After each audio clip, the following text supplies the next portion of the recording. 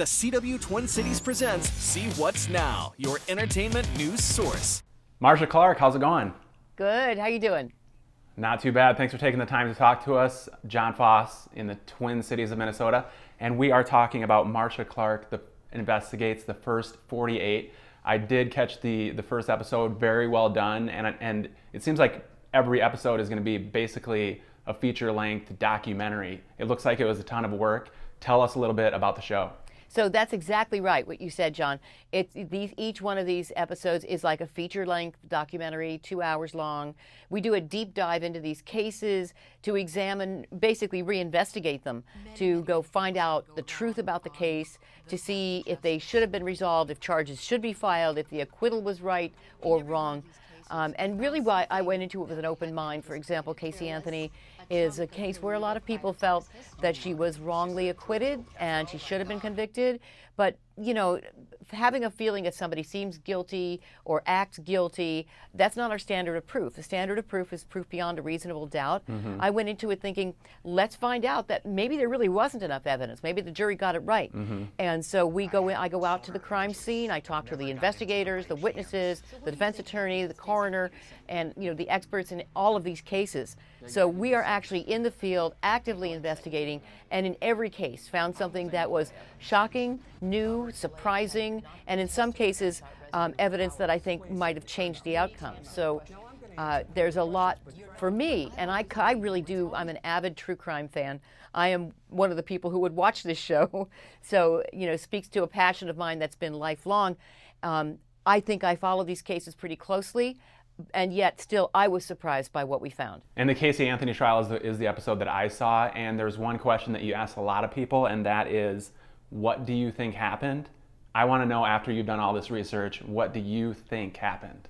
Based on all of the evidence that we found, it was my opinion ultimately that she was suffocated, that the child was suffocated, that duct tape was placed over her nose and mouth, and she suffocated to death.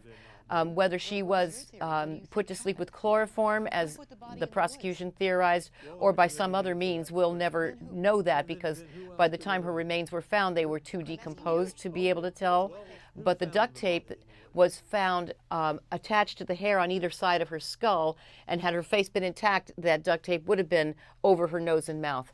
That indicates to me a homicide and death by suffocation. And based on all of the evidence that we found, it was my opinion ultimately that Casey Anthony did it.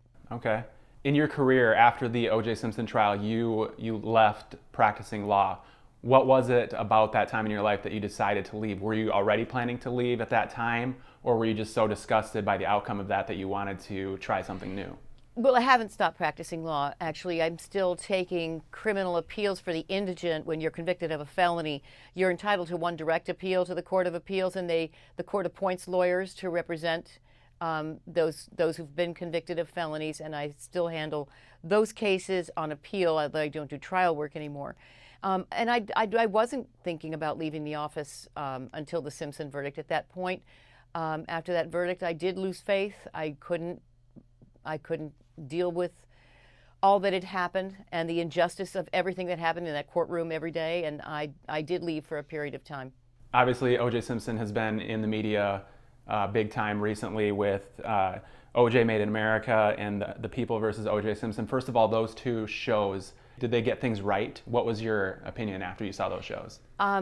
The FX series, it was really interesting. So the actors were not allowed to meet with us, the real people. There was a real, a determined separation. They did not want us to have any input. And so did they get every fact right and no, they didn't. And they couldn't, because it was a 9-month trial, and it was a limited series, 10-hour series. But they got the essential truth of the case right, very right. The important issues and the way what the prosecution was up against, the socio-political backdrop, if you will, they got that very right. And I thought, the actors, the cast did a brilliant job. The writing was phenomenal. Sarah Paulson, I don't know how she got we never met at that time during the shooting, and yet she managed to capture the way I felt so totally and completely and thoroughly. It was amazing to me. she's just a genius and incredible. And after that, we did get to know each other, and we're still friends. And she's a wonderful person, fabulous person. And then Made in America, the documentary series, was a brilliant series that told a much larger picture story and put the Simpson trial into a historical context to explain the racial, the backdrop of racial tension in a way that I think was really fantastic, really brilliant, should be required viewing. The Lost Confession interview was recently released. What were your thoughts when you saw that? I didn't see it. I know people you keep haven't asking watched me it? about it. Yeah, I know. I didn't. Yeah, I'm not going to give him that. First of all, let me say, I don't know why they think all of a sudden it was worth airing, because when they first had that tape, it was like 12 years ago, and they didn't release it because they said it was tasteless. And now suddenly it's not tasteless. And I think that's because ABC was airing American Idol. So I decided not to help the ratings. And another possible legal issue kind of playing out in the court of public opinion right now is President Trump and Stormy Daniels. Right. Do you think there's anything that President Trump has to be worried about there, or do you think it's the liberal media making something out of nothing?